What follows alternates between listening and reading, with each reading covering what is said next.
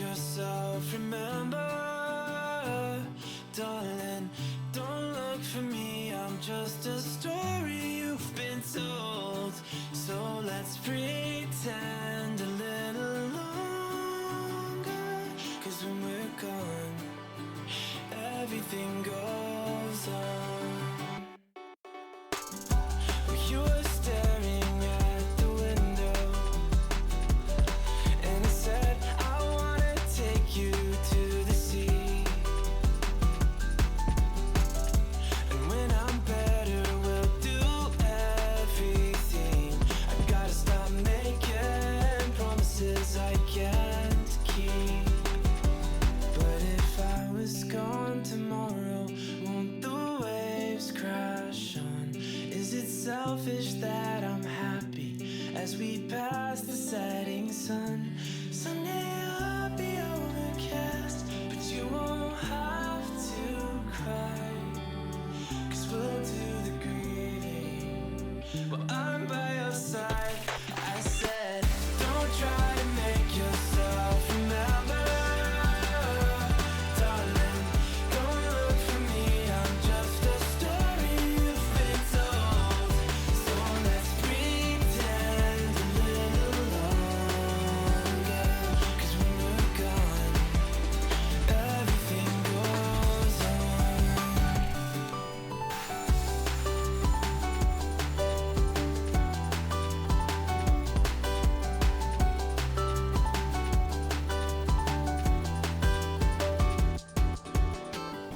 And I'm so scared of getting used to this. All the vines that keep you tethered in your room. Well, someday both of us are leaving here, but for now I'll just bring this sea to you. Oh, will you meet me in the daylight like we did before? Then I felt you on my shoulder, and you weren't suffering anymore. You said, I'm sorry that you worried, but don't apologize. I told you to forget me, but you stayed by my side when I said, don't try to make yourself remember, darling, don't look for me. I'm just a story you've been told. So let's pretend a little longer, and when we're gone, everything goes on.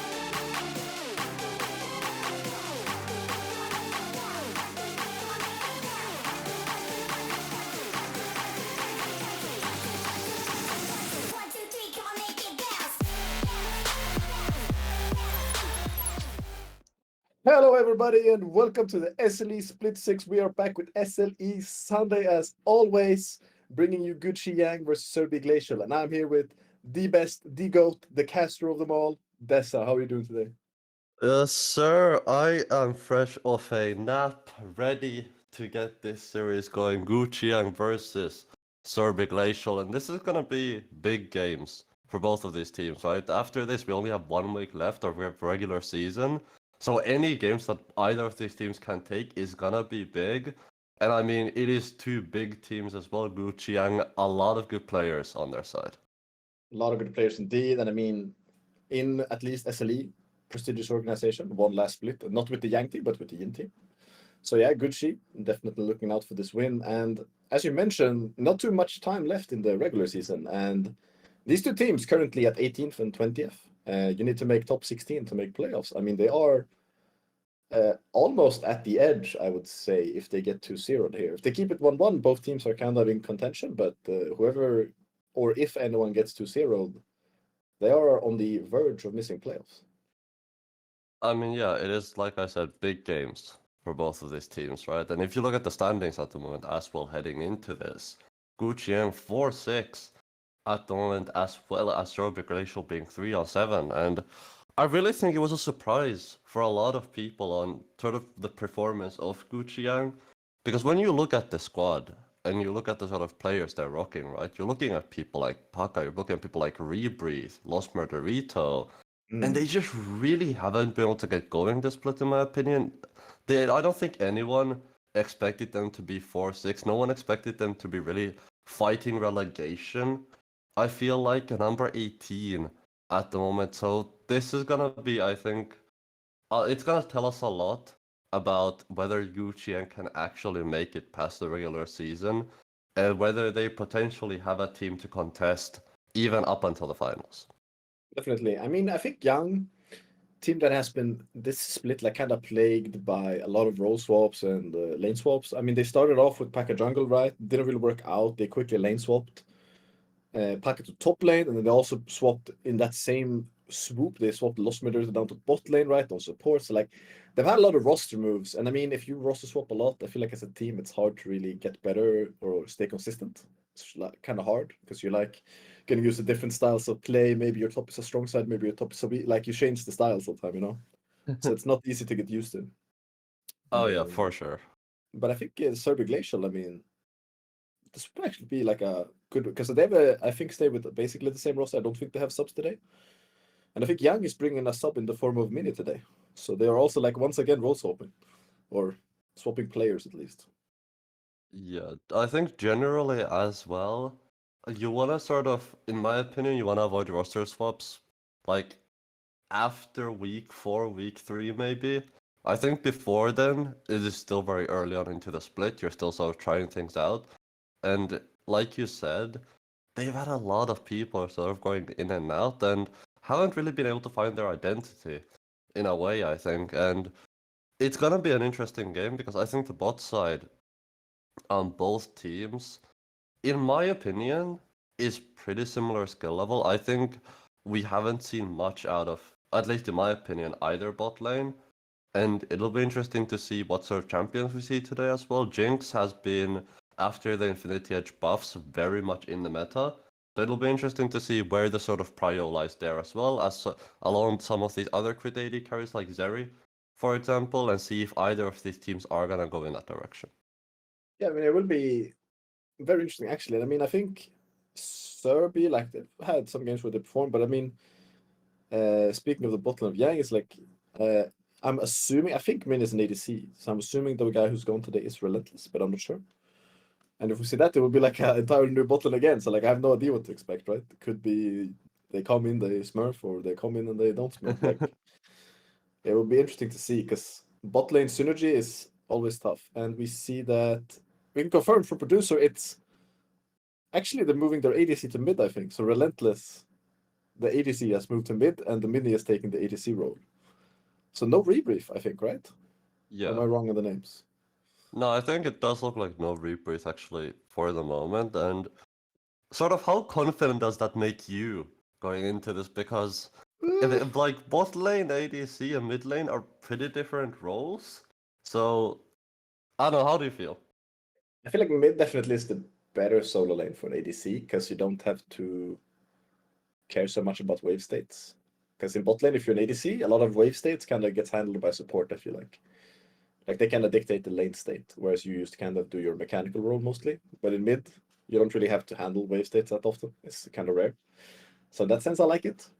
I think it's one of the better roles for an ADC to swap to. But yeah, like the issue will be the issue is not like the individual performance for me. It's like, oh, how do we set up dragons? You know, like what is my duty in this role, like to set up dragon, like what do I need to do? How do I get prio? Like that type of stuff would be the scary part for me. Like it won't be surprising if we see them, you know, they try to get mid prio, you get ganked on a timing that's kind of like like you know that timing is gonna happen, and then they just get ganked in because they're not used to the role. That is a scary part for me.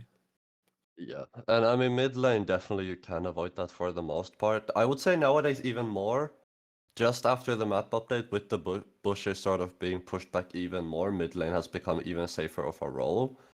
But you also have a lot of sort of these immobile mages in the mid lane, right? And we've seen it a lot, where one of the teams is gonna go Rihanna, one of the teams is gonna go to like a Syndra, and there's a Jarvan on the other side. You burn the flash early on in the mid lane, and then when Jarvan hits level 6, comes along with the Cataclysm, it's really hard to get away from. So things like that, I feel like is something we're gonna have to be on the lookout for.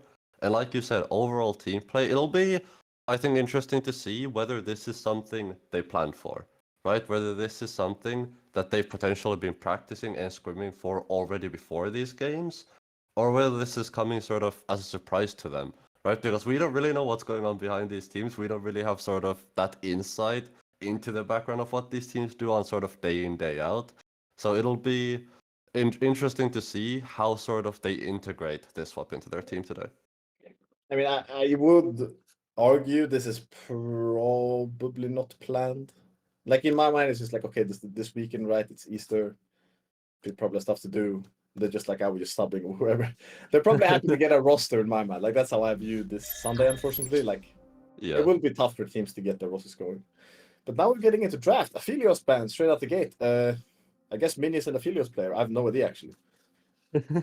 Yeah, it does seem so. Classic Karma ban as well on the red side. You're not a very good champion at the moment. Sante gonna be taken away, and I think so far we sort of are seeing just meta bans. I want to say Aphelios, only the real target ban here, because generally you tend to only ban Aphelios if you're really scared of the other guy playing it. Not a champion that gets played that often. A very hard champion to pilot as one. It's gonna be the bear taken off the table from the side of Gucci, and Volibear, a very good champion at the moment as well. And what do you think the third ban side of Gucci is gonna be? Do you think it's gonna be another meta ban or something maybe a little bit more targeted? I mean, I think on blue, generally since your first pick, you can kind of you can kind of target ban people more because you get first pick anyway. So if something is very broken in the meta, like for example, Volibear is pretty hot right now, right? Or let's say it was K'Sante in the previous meta. On blue, you can kind of have your first dibs, right? So I'm not too worried about any B1s at the moment. So I think just target banning is completely fine. They do decide to ban out Mini, so they're targeting the new ADC. They're calling him a fraud. They're saying he's fake. It's not a real sub. So we'll have to see if that works out. I mean, Jinx also very good in the meta, to be fair, with the crit change to crit happening. I think ADCs that used to use crit well, like Jinx, have kind of gone up in contention. Yeah, it's just because of the Infinity Edge buffs, right? And crit ADCs has become, even in pro play, we're starting to see more sort of this Jinx Zeri meta that we're Yeah. heading into. No enchanters. Pain. Interestingly enough, I feel like so far haven't been paired up with either of those. It so far has still been engaged supports for the most part. Kai'Sa gonna be first pick here from inside of Sorbet Glacial. Very aggressive AD carry. I mean, I'm assuming this is kind of like a flex between mid and bot.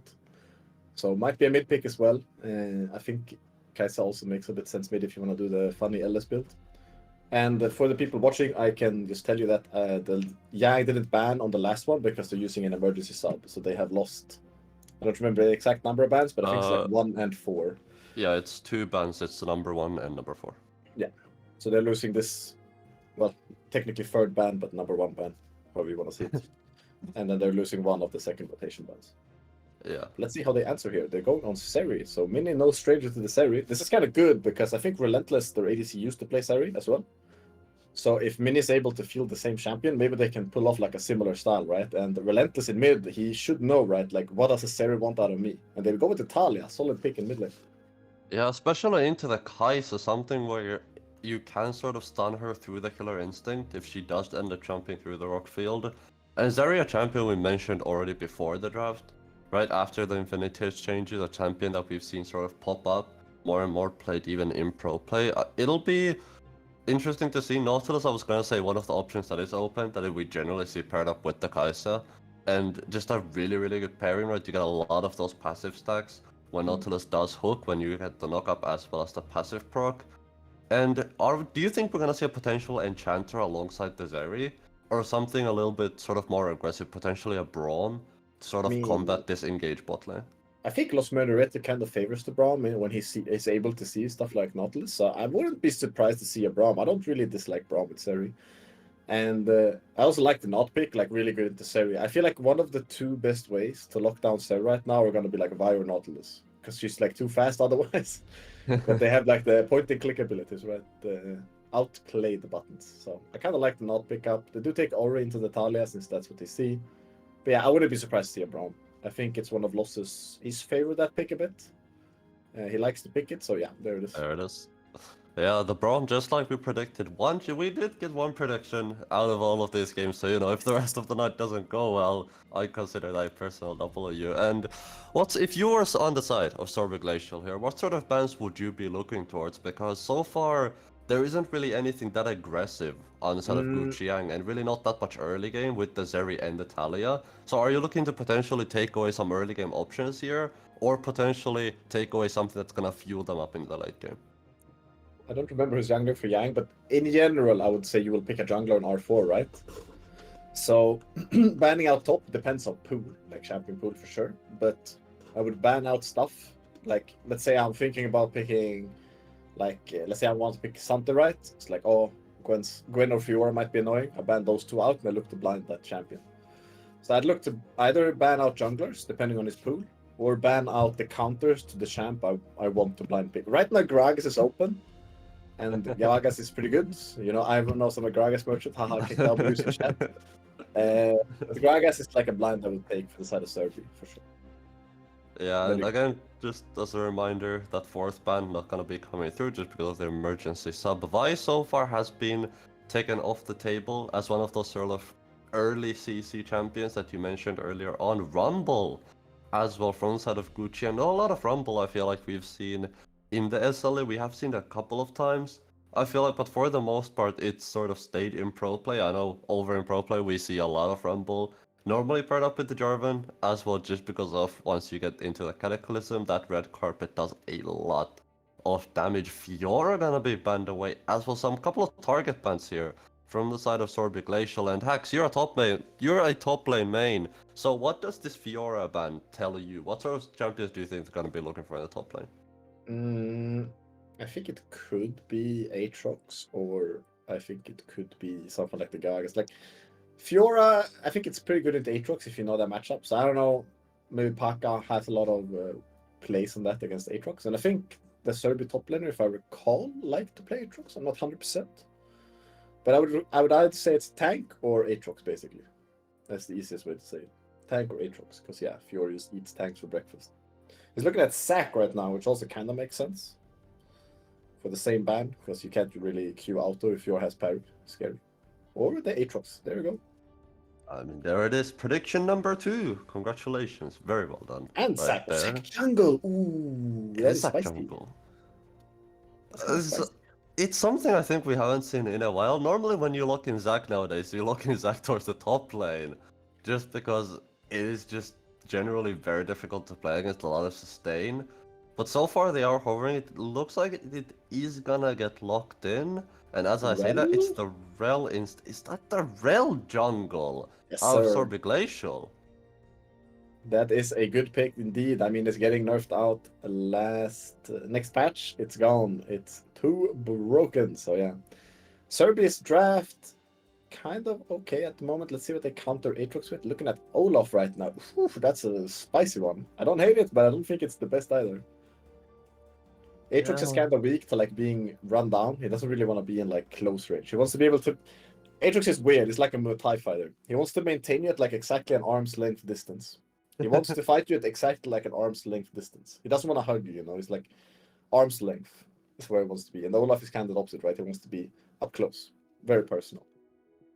Yeah, Olaf definitely just walks up you and smacks you over the face time and time again, and it's gonna be interesting to see how this top lane goes, because I would imagine after level 6, after Olaf does get that Ragnarok in, it's gonna be pretty difficult in my opinion to lane on the other side, just because, like you said, I feel like this isn't a great matchup for Aatrox. I personally don't play top lane, so I don't know much about the matchup, but I feel like for Aatrox, this isn't a great matchup, because whenever that level 6 does come in, you can just sort of Ragnarok on Olaf.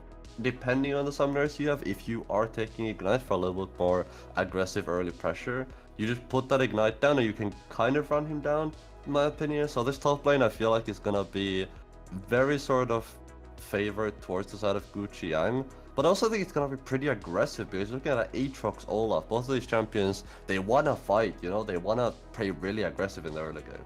This matchup is kind of awkward, right? Like I feel like Olaf has this extreme all-in power, but I think if you get to like lane as Aatrox, you have like as long as tier 1s are standing, I think you're kind of chilling as Aatrox. But as soon as one tower falls, it's scary, right? Because then you get the long lane where Olaf can really run you down with Ghost and ult. So when the long lane hits, it's gonna be more scary for sure. But there are angles for an Aatrox to secure like Olaf is a kind of clumsy champion in a way, where he either all-ins or he's like meh, in my mind.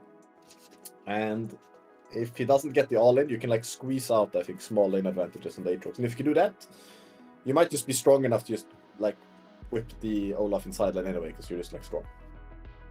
Yeah, and I mean Aatrox is a champion, very good at the moment, right? There's a lot of damage. We've seen what Aatrox can do in some of these fights, and as well as on the other side, on the side of Gucci and sort of the people around the Olaf, I feel like there isn't a ton of early game, in my opinion, for the side of Gucci Yang, because you're looking at a Maokai, you're looking at Talia.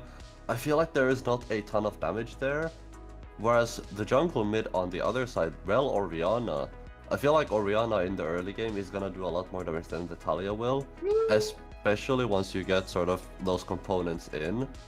And in my opinion at least, a better mid jungle on the side of Sorby Glacial, but it's gonna be interesting to see if there's any jungle interaction at all, because sometimes I tend to say it's a better mid jungle on one side, and then the junglers just don't interact for the first 20 minutes, and then we just see them only once they're like level 11.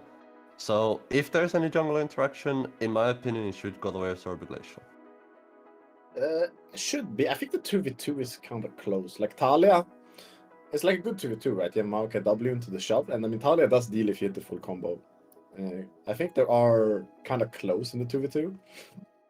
But in general, I think the contestant, like they picked Braum to neutralize bot lane. I think you could still look for stuff bot lane, but I think the easier way would be to swing top lane, possibly in this matchup. Depends a bit on summoners, but I wouldn't mind them swinging top lane, because you have Kai'Sa not, but they've neutralized with Braum. So since you've allowed them to get the Braum, it's kind of hard to play hard for it.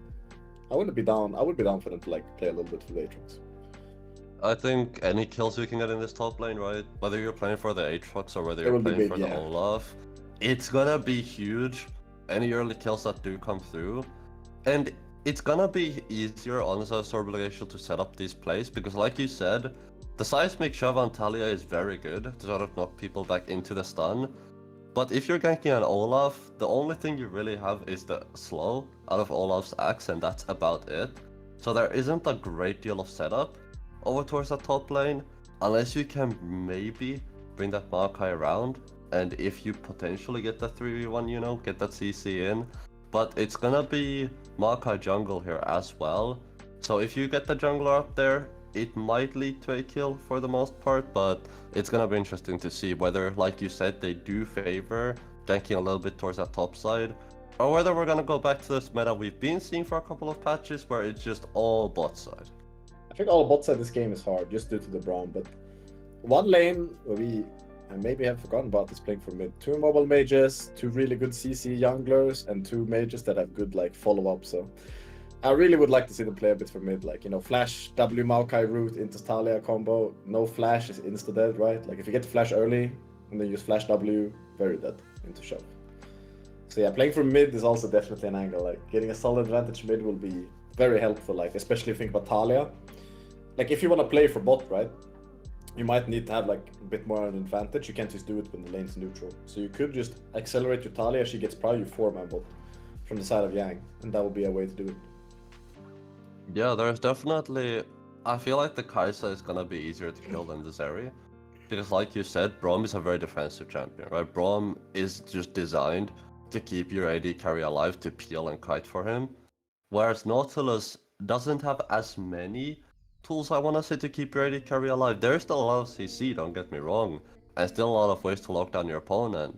But you don't have that shield where you can sort of block a lot of damage coming through. So if you do get 4 people towards that bot side on the side of Guqiang, I feel like it's gonna be not that hard to kill, because we already mentioned it earlier. The Maokai twisted advance into the seismic shove on Talia and all that Zeri damage on top of that as well as the Braum CC. It's gonna be pretty guaranteed, it's gonna be a lot of damage, and AD carries are, you're not the tankiest people in the world, pretty squishy on the Kai'Sa, so if they can get that combo in, definitely can look for kills on the bot side as well. Definitely. I mean, it's weird, right? Because if you look at ADCs, I kind of like playing for a Kai'Sa or a Zeri, but yeah, I just think it's a pretty rough lane to play into from both sides. I think if anyone can play into bot, it would be Yang. They would try to play for their bot lane, but I don't know. I think I would like to see the youngest play a bit for mid, to be fair. At least for Orianna, it's like after 6 playing for mid is good, and for Talia, you can just play for mid instantly, basically. Yeah, and yeah. Oh, how do you think these drafts are? That's like, think about these drafts in general. Like, who do you think is more favored in these drafts? I know I see in the chat we have a lot of different opinions as always. I mean, that's what I love to see, to be honest, right? I love to see just people sort of not necessarily agreeing, because I think it makes it a lot more interesting, right? It's always good to hear that people have different opinions and a different sort of views and outlooks on how League should be played, because League in itself, a very complex game, right? Yes. There's a lot of avenues, a lot of ways you can go about playing the game. Always good to see, you know, different opinions, but I think for me, it's 2 very different comps, right? You can see on the side of Guqiang, bot lane that wants to play slow, right? You've got that Olaf towards the top side. I think for me, if you can get this Olaf ahead, he's gonna be a problem for the side of Sorbet Glacial, but I feel like Guqiang's entire game plan hinged on the Olaf, in my opinion, because if this Olaf falls behind, Olaf as a champion really doesn't have any utility. You've got your axes to slow, but that's about it. So if this Olaf falls behind, I feel like I favor the side of Sorbet Glacial, but in my opinion, it's all gonna be in the top lane. Yeah, a lot of action in the top lane. I think in general, yeah, like blinding Aatrox can be suspicious, but this lane is kind of strange.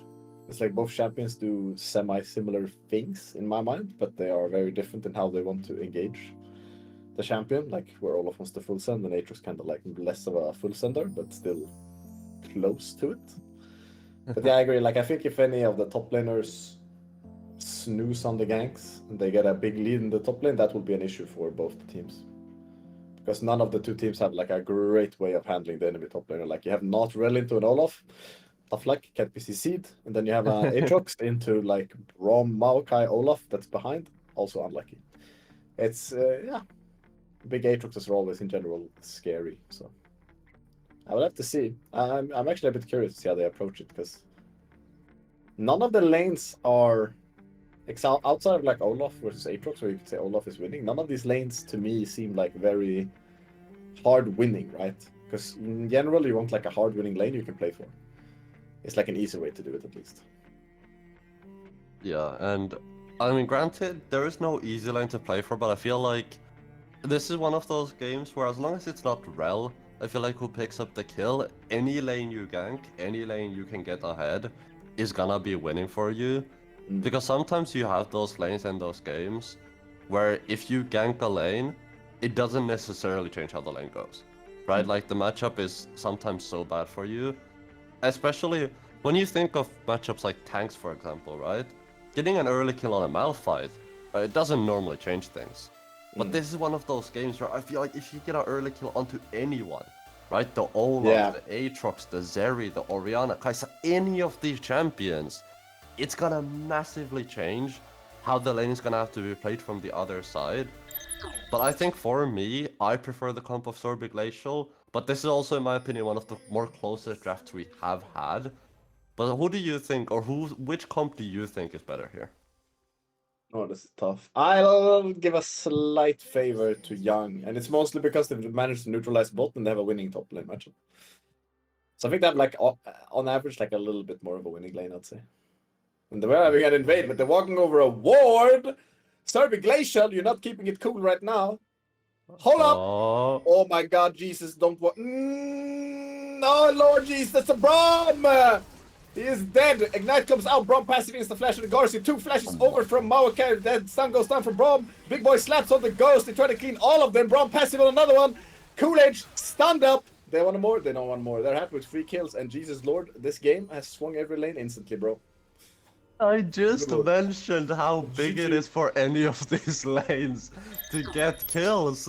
And Sorby Glacial start off with 3, it's 2. Or no, Sorby Glacial, Gucci Yang start off with 3, it's 2 onto Mini. And you can just see, this is why Braum is so good in these level 1s. Because immediately Mini picks up 1 kill, immediate flash over the wall out of P.E.K.K.A. and Mini picks up 2 kills right there. And end up finishing off Coolidge, I believe, who dies here as well. It is gonna be Big Boy Slaps in the top lane, who picks up the 3rd kill there, but a massive start for the side of Gucci Yang already before 2 minutes with a 1,300 gold lead, and that is an early call for Mini and a huge start for the side of Gucci Yang. A bit of a disaster here for Sorby Glacial indeed. We will have to see if they can recover it. We have TP blown right. We have some down on mid lane, which is huge. Flash down on Orianna. Very nice in this matchup, right? You just call your Maoka over, you W him, boom, you get the shove. But yeah, we'll have to see how they salvage this. And as you mentioned, you said Braum, kind of a neutralizing champion, but that passive is so good. Like, anytime you end up in like a bit of an awkward engage, that passive just does so much damage and just CCs everyone. It's insane value. I mean, yeah, Braum is one of, if not the best champions in that level 1, but I'm Early game that gank. Gracerin. Gracer look for an early game gank here, the level 3 abuser. And there are no subs here on this bot lane. They should clean both Mini and Los Murderete here. Los Murderete going low. No one to follow up on Mini right now. The stun comes out, Q into the root. Timon getting that out to... We have Kai'Sa passive coming up. Should be dead. Boom! Shutdown goes over. And they have recovered on bot lane, baby! Sorby Glacial are back! That is a great response coming out from Sorby Glacial, right? The early game, the level 1, not quite going their way. But they said, screw that, we don't care, we're not gonna let that change our game plan. Immediate gank towards the bot side of the map, and guess what? Coolidge picked up both of those kills as well, exactly who you want them on. It's just Gracian with an early level 3 down towards the bot lane. I will say, a great sidestep with Mini in the bush to try to avoid from the stun, but unfortunately the CC is just too much. And here, with the jump, a great sidestep out of Mini, but it just does not end up being enough. Timon just at the edge of the range of that auto attack, and Coolidge just walks up, and very cool, he just picks up the kill.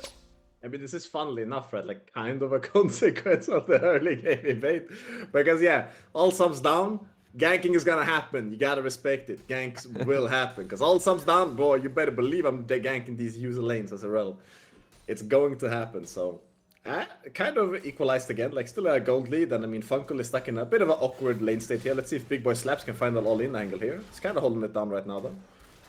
Funkel also looking comfortable on the Aatrox, so we'll have to crash this wave, but P.E.K.K.A. on red, not punishing right now that the wave state is awkward, so Funkel should be able to crash it in and be happy, and might even be able to get a base. Yeah, I would personally love to see P.E.K.K.A. just ignore this red buff and right click onto the top lane.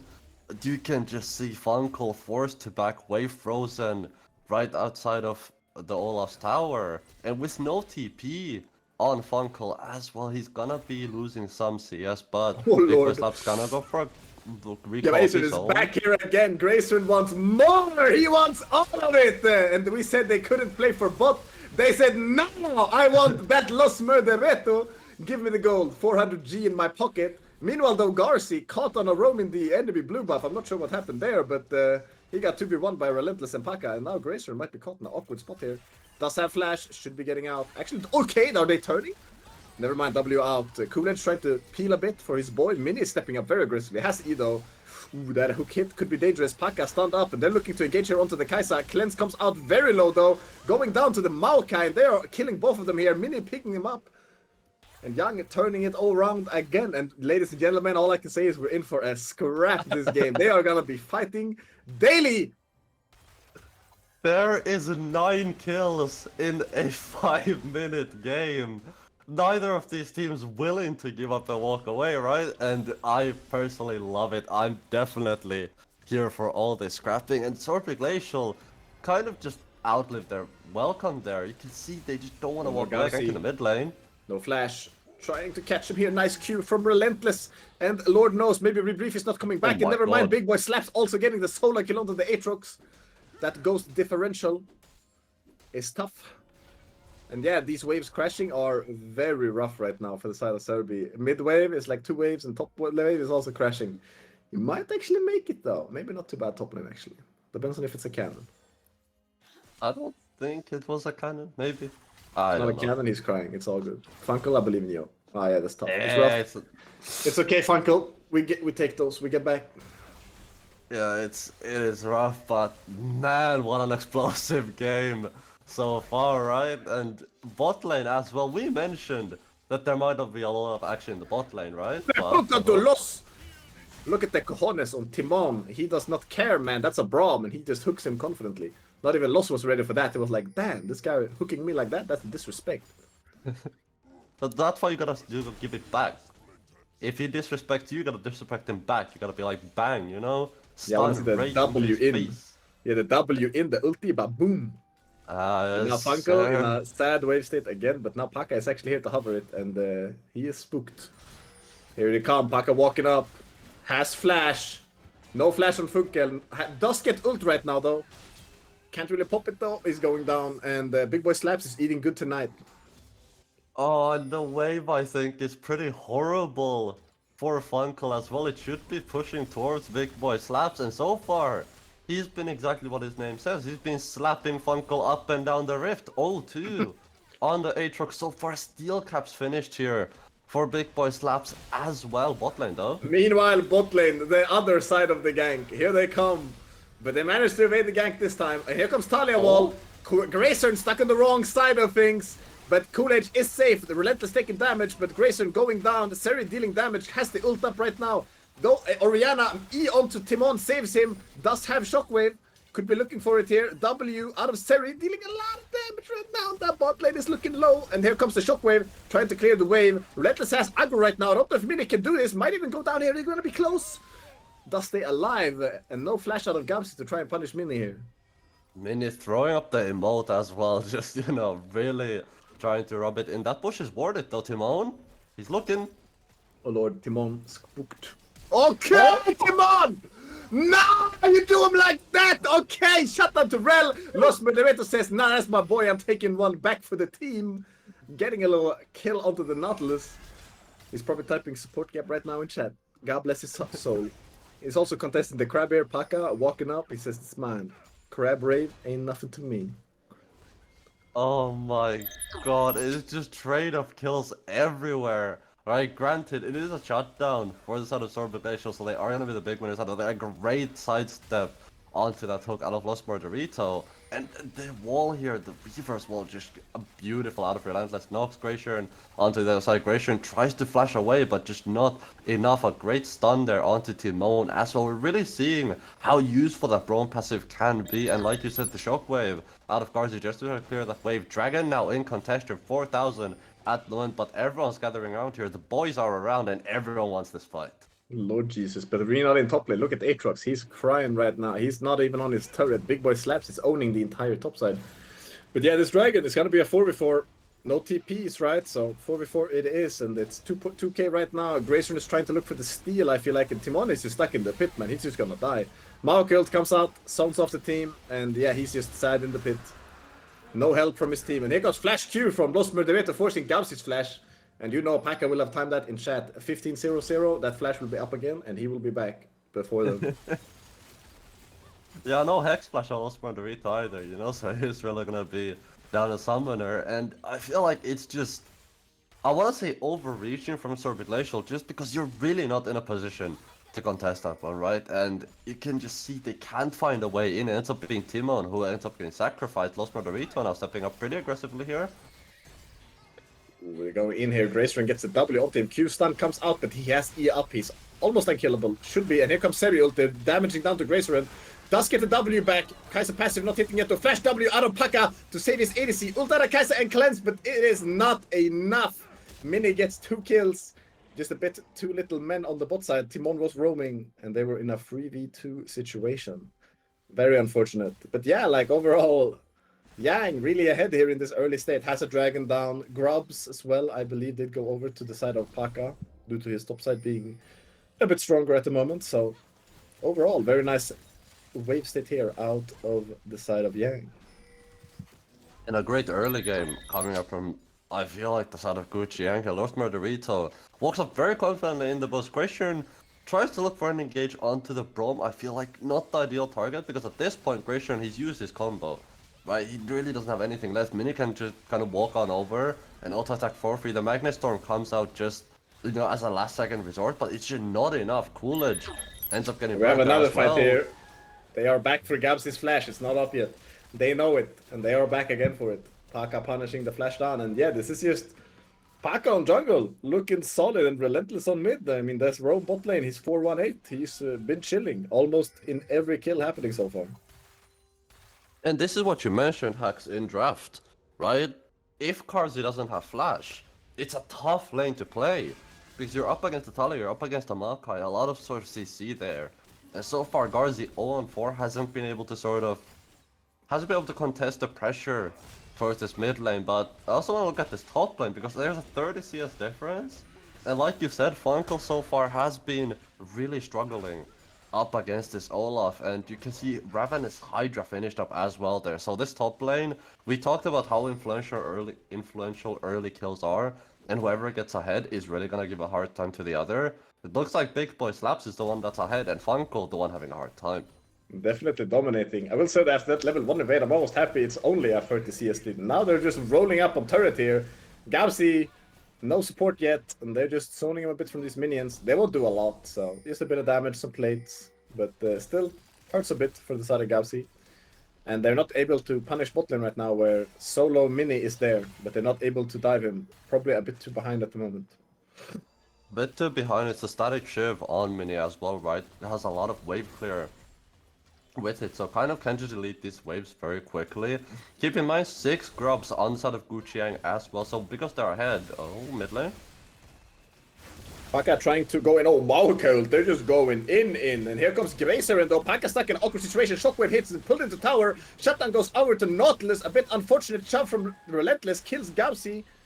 And Gracer is way too low to join here. Timon is going to try to solo bolo this guy, but Los Merdereto on the roam. He's coming back for his homie Relentless. EW should be up now for Talia. Here it comes, back into him. Q comes in, and there comes the Braum passive. Relentless taking 2 for himself.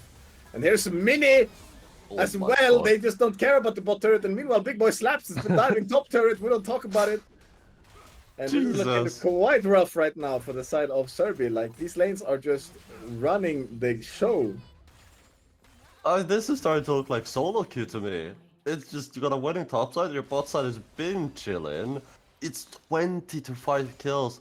Pax plates just fell, and there is a 10,000 gold lead. We are 14 minutes into the game, ladies and gentlemen. It is 25 kills, and 20 of those are for the side of Gucci. And so far, I want to say, this has been one of the most dominating performances we've seen out of, I think, any SLE game this split, and we're only 14 minutes in.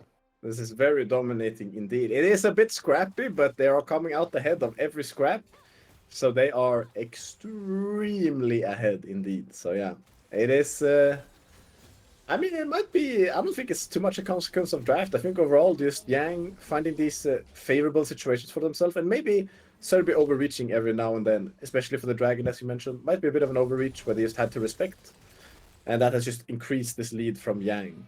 But yeah, let's see how they try to close it out, because Dragon Soul is not even close to being like a relevant win condition yet.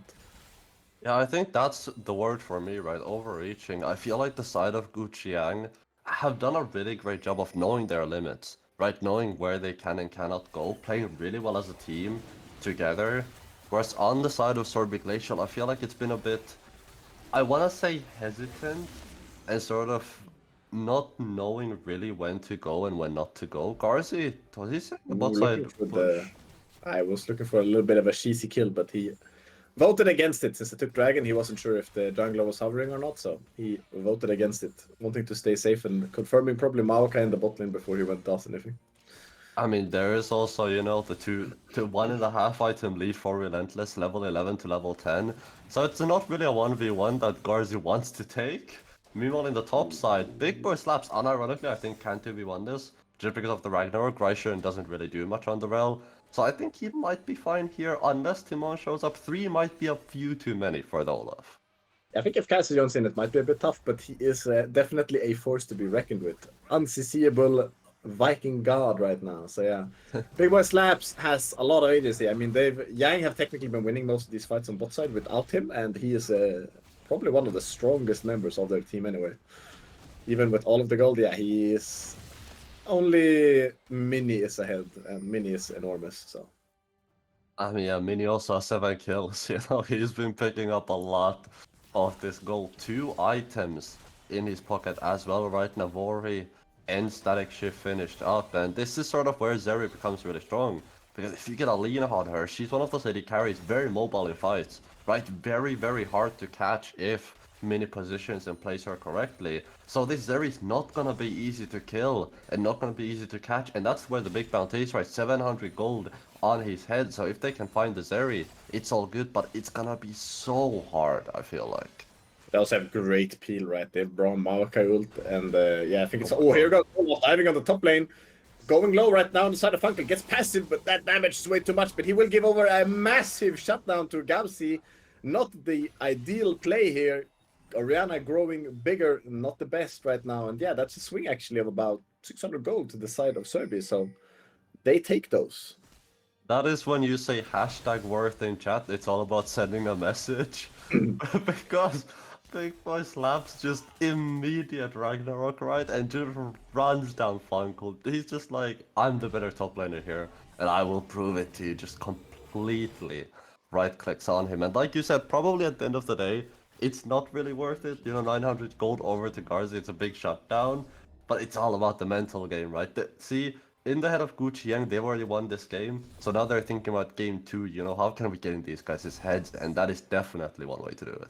Funkel in shambles right now. Yeah, maybe Big Boy Slaps making a statement here. I have to say, I feel like the subs from Yang are working overtime for sure right now. So that is they are impressing right now. Maybe job security will be an issue. No, I'm joking. But beyond that, I mean, this game state right now, I would love to see Yang.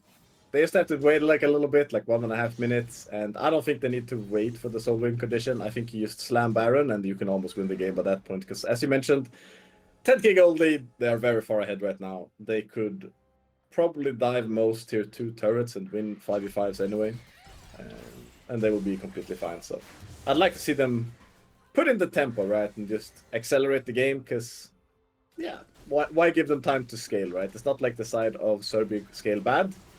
But they don't scale well either, but I just don't see a reason to let up, you could say. Oh yeah, for sure. I think this is one of those times where you gotta keep your foot on the gas just to give them 0 avenues back into the game. I will say, I don't feel like it's as doom and gloom as it could be. I'm gonna hold that thought actually, because Timon and Los Dorito both looking pretty aggressively towards each other. Timon gonna be able to make away with the hook, but I don't think it's all doom and gloom just because Coolidge is on 2 items. So I think this Kai'Sa definitely can output some damage here, Kraken and Terminus. So they do have a carry on the side of Sorbet Glacial. The only issue is that's clearly the good side of Guqiang. They've got 5 carries. I mean, I don't know if I would count Braum as a carry, but we can go ahead and call him that. I mean, Maokai as well. subjective opinion. But I mean, I will agree that there are still angles for the side of Serbia. I do think in most cases they will not come out ahead in this game. But as you mentioned, they still have characters. That, oh lord, this could be bad if Mini goes for this. Okay, he decides to back it off. He is not drifting it like Bo. No Carmine Corp angle here. We are chilling right now. Taking it easy. But yeah, meanwhile, Big Boy slaps on top lane. He just continues applying this pressure, and Funkel will have to respond to this. They are now going for the dragon, and let's see if they do decide to go for Baron afterwards. There should be plenty of tempo to do this, I feel like. Yeah, I feel like this is the Baron's just free pickings at this time because you're looking at 2 items across the board, pretty much for the set of Gucci, except the jungle there. Knight's Vow as well, first item for Paka.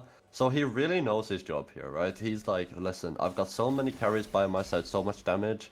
Just gonna get Knight's Vow, make sure one of them is more safe, you know, they don't take as much damage. I do believe that has been put onto Mini, if I'm not completely mistaken, but still I feel like a good sort of build diversity coming up from Paka here, and 2 items finished up for pretty much everyone. So this Baron, like you said, Hack, should be free pickings for the side of Gucci. Funkel is kind of in a sticky situation on top lane here. The entire side of Yang rotating, and meanwhile, Big Boy Slaps trying to get the split push going, but Shoko is gonna stop him for now, and Timon kind of caught him on the blue side, trying to cover for his Aatrox. Aatrox fighting Titalia on the side, meanwhile, Timon stuck in the tight side of Yang, and here comes Mini Seri ult dealing damage. Coolidge trying to deal the DPS, but Mini a little bit too far ahead. Meanwhile, though, Funkel kind of catching Talia out of control here, kind of getting his flash for free, and he's going in for another one, but he goes down to Mini. And they clean up 3 kills from the side of Serbia. Yeah, Mini is an issue at the Mini moment. is... You could say he is not very mini. No. He's quite big. He's quite big. He's a big boy. And I do want to give props to Funkel. I think this is a great effort out of him, considering this man is very far behind. Almost manages to kill Relentless. It's just a flash that gets him out at the end of the day. Timon trying to provide the backup there as well. But you're looking at just more kills for the side of Gucci. Mini 9-on-1 now, with 3 items finished up. Bloodthirster just to make sure he's got that little bit more sustainability. And the gold lead suddenly ballooning itself to 14,000 as well. So almost 3, well, starting his 3rd item on Coolidge as well now. But so far, Gucci, what a death ball they've been this game. They are definitely a death ball. I mean, that Olaf, very scary, both thumbs up. And I don't know if anyone can really hold Big Boy Slaps at the moment. Definitely putting in work, and Paka dodging that hook, is staying okay here, trying to get some space for his team. And yeah, now they just have to kind of choke them out. They are much stronger in almost every lane, so pushing up top mid, rotating on tier 2 mid should be the play here. And I'm not sure if they can hold this tower on the side of Serbia. Paka walking up, gets the shove onto Gracerin. Oh, here comes the root of the Maokai, and he's out though. Good W from Gracerin, keeping himself safe for now. And yeah, let's see how this siege goes with Baron. A lot of damage onto Paka right there. You can see though, Coolidge does still do Big Boy Slaps. Quite man. a lot of damage, especially onto that Maokai. Big Boy Slaps though. Trying to run for it. And he is out. And he's gone. He gets the turret and he's dipping. Probably gonna look for a base, which is a bit scary. Like, they could technically look for a 4v5 here. Here comes a Talia wall to try and wall them off. I'm not sure about this. Big Boy Slaps in Krugs right now, and he's kind of life-stealing up, so he will be able to rejoin. But this is technically a 4v5 or even 3v5 right now. The Mini right there! Here comes the Nautilus with full engage coming in. Funkel gets a shutdown onto Gracer, and there's a great engage from Serbia, punishing the 1-3-1 coming out of Yang, and Relentless kind of stuck in tower. Here comes Funkel, he's angry man. Coolidge with the Kaiser going in, picking up a shutdown onto Talia. And Yang kind of slipping on the macro right now, not respecting the fact that they were a member down. And I mean, Yang slipping on the back row. Speaking of slipping, look at this hook from Timon. He slips it through everybody. Straight onto the forehead of Mini. Lost Margarita just not covering the Zeri right there. It's a great follow-up from the rest of the boys. Immediate shockwave, immediate follow-up from Gracier right there as well. And Relentless, he's sort of fine. And then his team dies mid lane. He's like, wait, guys, I can't get away in time. Just ends up falling. And that is big shutdowns for the side of Serbia Glacial, and suddenly the gold lead that was 14,000 is still 14,000. So I think at the end of the day, it doesn't really change much. But I still think it is a lot of gold handed over. And like you said, a sloppy mistake, I want to say, from the side of Gucci because they've been playing borderline perfectly, I want to say, this game. They have been playing very well so far. So, I mean, mistakes will happen, right? We are not perfect players, but we are better than Carmine Corp. Haha. No, I I'm mean, that joking. doesn't take much. True and real. Now, anyway, beyond Carmine Corp and all the memes about Carmine Corp that I'm dropping right now, I mean, it doesn't change the outlook of the game, like you say. Like, I mean, Cloud Soldiers will go over to the side of Yang. They're still in a completely, fully winnable, like a winning position. Not even winnable, winning position, right? So they're still doing fine. But I mean, if they keep doing this right, inhibitors are down, the gold will funnel into Serbi slowly, and their comp doesn't scale bad. Aatrox, even when being behind, decided to go the lethality build. And this build specifically hits very hard on free items. And if they find engages like those, there is no one who lives for that type of Aatrox. We have seen Yodi on this pick as well, demolishing teams with a Rel. So if they manage to stall it out, they hit like a bit free items on Aatrox, like they get 4, 5, 8 items on Kai'Sa. There are ways to win. They shouldn't, but there will be angles to win, right? So I think it would be in the best interest to try and finish the game as quickly as possible from the side of Yang. And they are working on it. 2 inhibs down, and now they're going to start working on top lane. And they are 5 people this time. They are not splitting up. No, they're not messing around no more. Large Murderito, you can see sticking onto Mini very, very closely after the hook from Timon. Weaver's wall now gonna be put to a little bit of distance there as well. Scary fight here. Okay, the Relegate comes in, and here's Aatrox with the Shockwave, but Big Boy Slaps is dealing so much damage right now. So is Aatrox, but Big Boy Slaps equally giving. Mini in the backline though. Coolidge trying to catch him out here. Eyes almost going down, but they clean it up eventually. Looked a bit scary, and Gauzy is the only one alive, and this is looking to be GG for the side of Serbi Glacial, and they managed to clean it up. Their gold lead was too big. They slapped them with the wallet. Yeah, Big Boy slapped up Funko towards the top lane. You can still see Garzi and Paka both just making a little bit dance over at the mid lane inhibitor, but it's gonna be Gucci Yang picks up game 1 right there, and what a game out of them, right? The gold lead even before the Nexus blew up massive for their side, and really only one big slip up out of them, right? The hook towards the mid lane, and they just ended up falling. But outside of that, a pretty damn clean game out of them.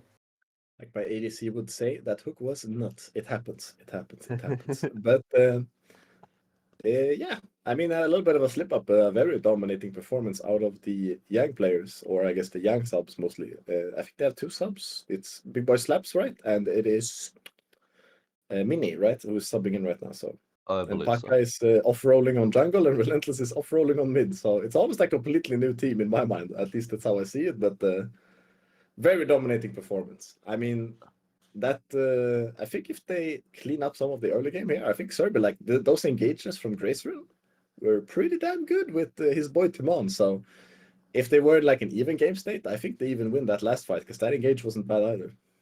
I think the last fight, they looked very scary for, I think, a little bit there for the side of Gucci Yang. I feel like a lot of low health bars. Maybe if Coolidge gets that kill onto Mini, it's, the fight is different. And I feel like overall, Coolidge, I feel like, was the best player on side of Sorby Glacial. I feel like he was the most stable one, right? Got to 3 items and tried his best to carry that game. But, I mean, you said it's an entirely new team on Gucci Yang, basically. And it did not look like the Honda Rift. They played pretty damn well together. And Mini 12-on-2 is what he ends that game on. And we talked about it, right? This top lane is so influential. Whoever gets ahead is going to just completely dominate that lane. And that's what happened. Big Boy Slaps gets a kill very early on. And Funko suddenly just stands no chance. I mean, they do have the advantage that this time they will have the counter pick for Funko. And I mean, he looked kind of impressive on the Aatrox. So I don't know if he has any other pocket picks he can pull out, but if he does, I will be excited to see it. And they might even also be able to not get the same counter pick on bot lane with the Braum. Maybe they'll ban it out second rotation. We'll have to see, because yeah, mostly an issue with them not having too many winning lanes, and the winning lane that Yang had, Big Boy Slaps doing work. So yeah, we'll have to see in the next game. But we're gonna head off to a short break, and we'll be back soon with game number 2. Stay tuned, everybody.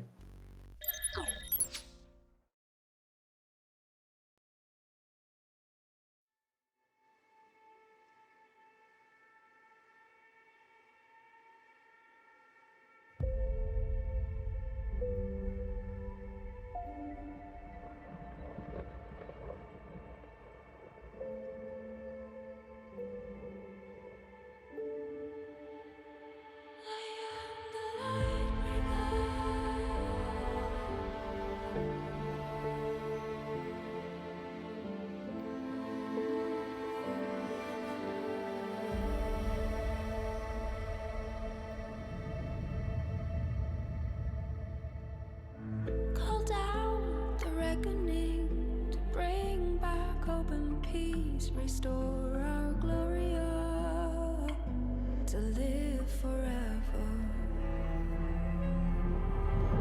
Bring down the dark regime and know how to unleash eternal power.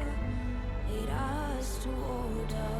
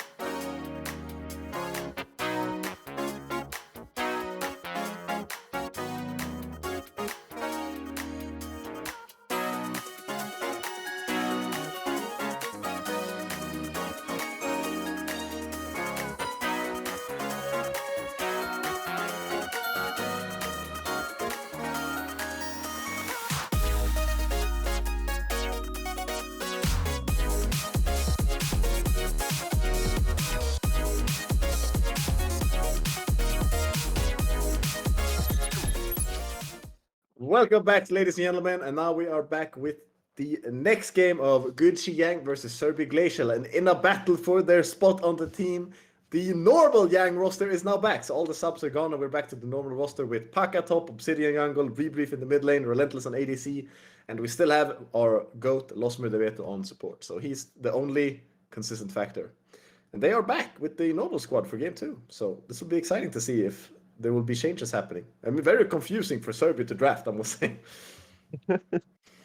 Yeah, I gotta say, this is one of those things that I feel like throws a wrench into things, right? For the side of Sorby, because they've just sort of tried to, at least the way I look at it, right? You've played against one team, you've tried to analyze how they play, right? You've looked at what happened in game one. Suddenly, it's a switcheroo out of Guqiang, right? A complete swap. And then you're just sitting there like, well, like, what do we do now? It's basically an entirely new team, right? So I think especially after such a dominating game one out of Guqiang, we're going to see if Sorby Glacial can sort of come back from that, or if the actual roster of Guqiang is going to be even better than the one we just saw in game one. Definitely, and I mean, I would be very interested to see, like, do they play the same, right? Because I don't know, like Paka, to me in top at least, he has been more of this, kind of like me, like a Kaga's merchant, or like more like less of an Olaf player, I would say. I'm not sure. I have not faced Paka, so take my comments with a grain of salt. But I feel like he has had more of my playstyle, where he's a bit more of like another weak sider, but not like really a hyper aggressive strong sider. Yeah, definitely more of a facilitator, right? Yeah, that's the word. You want to say, and just sort of likes to be there for his team, right? Just likes to make sure that he's that constant factor that his team can rely on. And that game one was, I mean, it was a complete bloodbath, right? I mean, let's just put it out that we had like 15 kills by 14 minutes or something, right? It was completely off the rails. So do you think we're gonna have sort of a similar game to now that the side of Guqiang have their sort of full roster? Do you think it's gonna be another just sort of action after action game? Or do you think things might potentially calm down a little bit in game two and we're gonna see less kills? Do you think we're gonna see more kills or a similar amount? I do not think I don't think things are going to calm down. I do think the players will play different roles, right? Like for example, had a Talia mid. I wouldn't be surprised to see the Talia in jungle instead on our Obsidian. Usually more of a carry jungler, I would say. And then if you look at mid, it's like less of a Talia angle and more of a like, I think Rebrief kind of favors the Lissandra, the Nico, like the facilitating mids. And then the same on the top lane where you switch the dynamic and it's less of a carry, but Relentless on bot lane.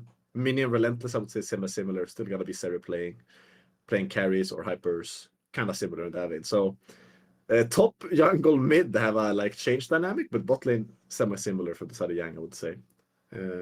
Drafting will be different. Their shambles are pretty different, I'm assuming. So that will be interesting to see how Sorby handle. I do hope they kind of try to leave the counter pick up to Funkel. I think I would like to see him counter pick on top lane. If you think about the draft from Sorby. Beyond that, I don't know. I feel like both teams did a pretty decent job drafting. Yeah, I feel like the draft, for the most part, we mentioned it like in game, we mentioned the draft, right? Draft wasn't their biggest issue, right? And it'll be sort of nice to see the adaptations coming into game two, as we should be able to get into the draft now.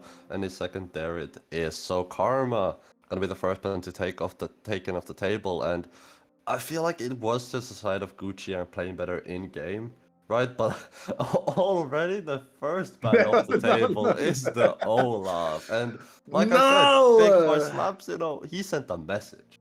But he's not here. It's Paka top man. They don't know that. But they should know that. They're in the lobby. They don't know. They don't know? Okay, they don't know. Maybe they just said, hell no, we ain't losing to another Olaf abuser, bro. Olaf abusers. SMH. And I think they're still losing this ban from Sari Yang, so third ban will not go through. But we have Karma and Volibear. A little bit surprised at the Karma ban on this patch. Has been nerfed. Oh, never mind. I have a third ban. Never mind. Maybe it's just game one. It's just game one. I feel like it's just game one where they are missing out the bans. So should be actually all bans coming through for sure. Do you think that changes their draft anyway? Do you think this sort of influences them much, or is it not gonna make a difference? The extra ban, you mean, or? No, but I mean, do you think their third ban is gonna sort of influence how they take the draft, or sort of Not how too they're gonna much. enter it? Not too much. Sometimes it could, but I feel like if you were on the Smolder patch, right, it might influence you a lot.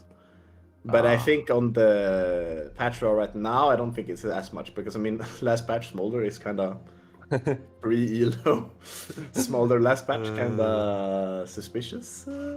So you had to like always ban that, and then you had Karma as well. It kind of broke it. So Yeah, last patch was suspicious when it came to drafting. But yeah, we've seen Ivern coming out of Yang. They probably looking to play a Seri again here, playing the Hyper in bot lane and then just peeling for it. Looks to be the game plan. And Shelby respond with, we are also hyperscaling. Lock in the Seraphine right now. We are weak-siding bot. Or I think at least that's what they're looking at. I'm not sure. Depends where the Seraphine's going. I don't know. Maybe you can play Seraphine mid. I have no clue about Seraphine. I mean, it's been a while since we've seen a Seraphine, right? And like you said, this is one of those champions. You can throw it into the mid lane, you can throw it into the bot lane. I wouldn't be surprised to see it thrown into the top lane once or twice. Doubt it'll happen this time around, but you know, you can always hope, And it's gonna be the Zac hover so far coming through, and Momo gonna be the champion that gets locked in. It looks like Shoreby are going for just a lot of sort of 5v5 team fights. Seraphine and Momo both sort of have great synergy together with that Encore plus that Curse of the Sad Mummy.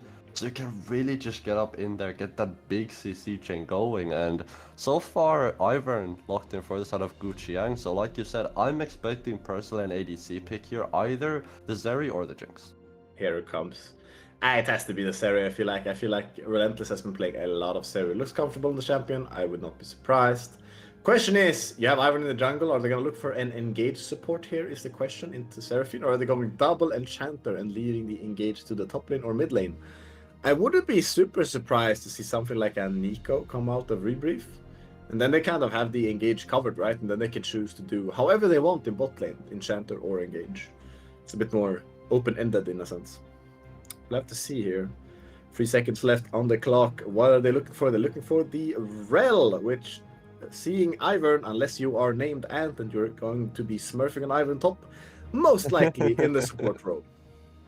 Yeah, I'm expecting for the Rel to go down towards the support role. I think Ivern gonna be stuck in the jungle for now. Jinx gonna be the champion that potentially gets locked in for Shoreby, which I think to me says that this is a Seraphine mid, more so than a Seraphine, sort of Seraphine towards that bot lane, right? I doubt it's gonna be a Seraphine support. I have no idea. I mean, to me, Jinx and Seraphine, I don't feel like they have great synergy. In my opinion, I feel like there are a lot of champions that go a lot better with Jinx at the moment, but it depends on what Shoreby are comfortable playing, right? I don't know their players that well. I don't know what sort of their plan is going into this game. So it could be the Seraphine support as well, but we for sure know that K'Sante not going to be playing this game because second ban on the side of Shoreby, or first ban of the second banning phase, going to be taken away. Oh my god, they are banning out top lane. Can't believe it. No, I've been here many times. I mean, they have shown basically... They haven't really shown mid, right? So it's kind of hard. Like, they have to make a choice of banning support or mid, but they don't really know where the Seraphine's going. I would personally assume it's a support, but who knows? I've seen teams do crazier things. They are kind of banning out mid, so they're leaning towards it being a support right now. Banning out Orianna. They didn't like the Orianna from game 1. And meanwhile, yeah, Serbi, I mean, they see jungle and bot side. They could ban out any solo laner, but typically, I think... Like, it depends a bit, because you could just leave counter pick to Funkel, I feel like, and then you could just let him pick. But K'Sante is a notoriously bad, or like bad for Aatrox in top lane, so maybe that's why they're banning out to K'Sante. I mean, K'Sante overall, just a very annoying champion to deal with as well, right? Somebody who's actually like really good at K'Sante. It's kind of hard to play against. K'Sante is one of those champions where you have a lot of sort of tools in your kit. Right, K'Sante, a lot of knockups, a lot of CC, and once you get that all out in, it's a lot of damage as well. They're a bit with the banner, looking at the Braum. Braum not ban. You already know what Lost Murderette is thinking about. He's dreaming about, he banned the Braum, nah! He respecting his own pick. He does not want to handle the Braum in the bot lane. And they're keeping it open-ended, right? They don't know where this Seraphine is going. Yeah, so far it is still a flex. Like you said, I mean, I do agree with you when you said it. Like, I think giving Funkel counter pick here would be, in my opinion, pretty good out of Shoreby, but maybe you don't want to give up that Seraphine flex, right? It is going to be the Seraphine support. They are going to give up the flex Victor over towards the mid lane. I mean, I don't think it's that bad showing the mid, giving up the flex, but I also like not showing it, so we'll have to see. I do like the Victor pick, kind of a neutral mid pick here, so it does offer them a bit of damage that I feel like they could be lacking. Yeah, and Victor, one of those champions, scales great into the late game as well, which is sort of what Shoreby are going with for the moment. You said it yourself earlier, right? Trying to match the scaling for the side of Gucci Yang. Silas gonna be locked in here. That's a spicy champion. Something we don't generally see too often, only as a counterpick to the Malphite, just because it is so damn good. But so far, a lot of scaling on both sides, so this might be a bit of a longer game than we had in game 1. We have awakened our resident Seraphine OTP Yomi here. I think he's undefeated on the champion SLE. But yeah, the Silas pick a bit surprising. I actually don't know how good this matchup is, but he does have a Mumu ult, Seraphine ult. Kind of juicy. And then we have the blind Urgot. Do we get it? God. Okay, taking a page out of Solaris, Lord Tenno or Urgot, Lord and Savior, saying I can win on Urgot against anything you pick against me. There goes himself. What will be the pick here out of Funkel against the Urgot? It's a kind of so-so matchup for Aatrox. Zac would be interesting. I'm not sure. I mean, they can kind of fight it out, but the all-in potential from Urgot is kind of spooky. Lock in the Zac. Lock in the Zac. Oh my Lord God. Linus has graced us with his presence. That's We correct. are cosplaying this game. Lord we are getting Linus. Tenno. We got We're Linus. We're summoning all the SLE OTPs. No, I'm not gonna call it OTPs. Sorry, that's a. I know some people don't like the term, but all the SLE with their iconic champions, right? You have the Got Tenno him. Blind Urgot. You got the Lord Linus Ilawi. You have the Seraphine for Yomi, right? You have all the iconic picks, man. This is crazy. I love to see it. These picks are spicy, and I will say, like, okay, draft-wise, going back to it, Urgot makes sense. I think Kilosh or someone from Solaris spoke about it. They're kind of like the Urgot masters, right? But you kind of want Urgot in a hyper-carry comp to act as a bodyguard, is the way they described it. Where it's like, it's hard to walk past an Urgot. He's got a big machine gun. He's got some big shotgun legs.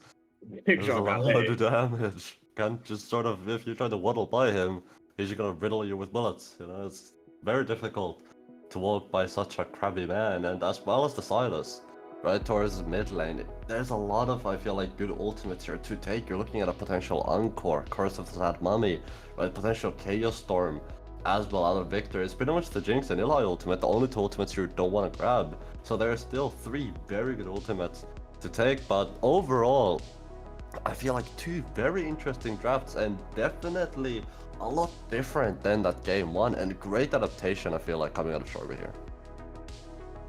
I mean, definitely. And I will say, like, this draft from Serbi, I like it, man. I think for Yang, I also like their draft, but I think the Silas has an extremely hard game. Like, I don't know how that mid matchup works, but playing Silas into Jinx, Amumu, Seraphine, like, they just feels hard in team fights, right? Like, you're gonna have to be Giga Smurfing to make that Silas have value. And I think, like, if you think about the win condition from Yang, like, it's kind of their Sera, right? I would have preferred to see something like more like an iconic rebrief pick, you know, like he's known for the Lissandra, the Nico, maybe he would pull out the Hui like a normal control mage. I would have loved to see those picks. And I'm not sure how easy the Silas game will be for him.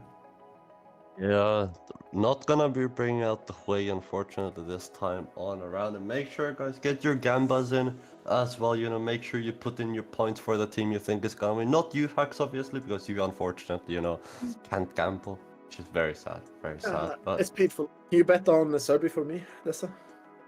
yeah, how many points? Okay, big. How many? Speaking of, what is your prediction for this game? I would predict Serbia to win this game, actually.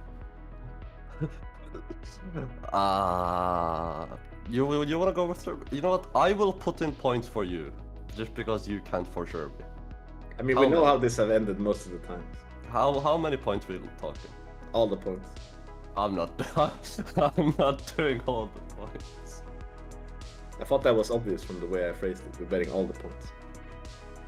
I will put in 3,000 points. How much do you have total right now? 30,000. I mean, we gotta bet at least 10k, man. Ah, what?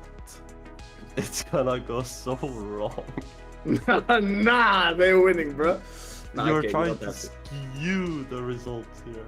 Well, I mean, so far it does seem like most of, you know, people watching are siding for Gucci Yang, 86% towards them at the moment. It is only me and my points who've sided with Serbic Glacial for now, at least. So definitely the boys are standing with Yang for the moment. And looking at that game 1, I can see why. That game one was dominant, but this is not the same team anymore. This is a new Yang. Will they be the same? That is the question. Completely new team. But yeah, I think Serbia, like draft-wise, they have a really good draft. Like, I mean, and when you looked at team fights, I mean, obviously now they're two different teams. You can't really talk about the way they play the team fights, I guess. But I think they play their team fights quite well. And now they have a comp that scales. And I feel like most of the plays that happened in game 1 was kind of like Serbia overforcing at times. And now, you know, they have the Seraphine, they got the Jinx, they got the Victor. They can just chill, lean back, they like recline their shares, you know, like they're gonna farm, they're gonna scale, relax. And it's kind of up to the side of Yang to do practice plays. But now you have an Ivan in the jungle, not a Maokai. Like, it will be harder to force his practice plays. You have an Urgot in top lane, not really a hard to get champs. It's gonna be a bit harder for them, I think, to do like more proactive plays, because if you play into Serbia, that's kind of what they want. Yeah, and I love this out of Serbia, right? Because you're looking sort of how the game 1 went, right? Serbia was like, okay, maybe we can't like just, you know, outright fight them in the early game, right? And when in doubt, scale it on out, and that's exactly what they did. You've got that Seraphine, you've got the Jinx, you've got the Victor, a lot of late game insurance there. You've got the Amumu for those early game plays. It's just like a very standard sort of front to back comp out of Serbia, right? With some great backline damage as well, and just going back to basics here, right? Just going with something simple, something efficient as well, and it just means that you need to think less about how to execute your champion and more about how to play the game together as a team. And I feel like if they can do that this game, they've got a pretty strong showing. They will definitely. And I mean, I don't know if you're lying to chat, but I bet he's excited to see the Illaoi coming in, man. Is this one of the first Illaoi games we're having, SLE? I think so. Or this is probably the this first. split at least. Yeah, this split. I think this is the first Illaoi game, actually. And I mean, it would be very interesting, right? They've done the changes like with the map and with the way the tentacles spawn nowadays.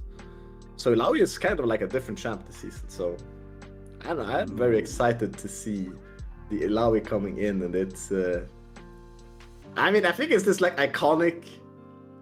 It's like the Zed of top lane, or however you call it. Like, it's the champ. It's like, like the Zoe of top lane or something like that. It's like facing in the Illaoi is like, nah. This guy really picked the Illaoi. It's like, nah. It's rough. I mean, yeah. Generally, when you go up against the Illaoi, it is like you're not gonna come out of laning phase, like even, right? It is either the Illaoi is generally 0 on 10 or 10 on 0. Generally, when it's Linus on the sticks controlling it, is the 0 on 10, but nonetheless, it's gonna be interesting to see if Serbia can if they can pilot this Illaoi, because like we said, right, Illaoi is a pretty unique champion, not the easiest champion in the game to play. Definitely requires, I think, practice, requires mechanics as well.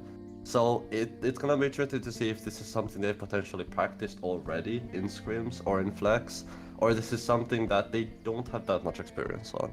Actually, let me pull that up. I'm gonna go and see if I can grab some of the OPGGs and see if I can find evidence of this Illaoi being played. But beyond the top lane, because as we all know, top lane, irrelevant role. I think both sides are gonna play for the bot lane. I mean, Seri Jinx are the win conditions this time around, and I think both junglers should hover their bot lane just to keep them safe. And if both bot lanes can scale, they're kind of happy, right? And then it just comes down to this 5v5 team fighting on who can win, because neither side has like great split push. I guess technically Illaoi can split push, but it will take some time for that to kick in, I think, against that Urgot.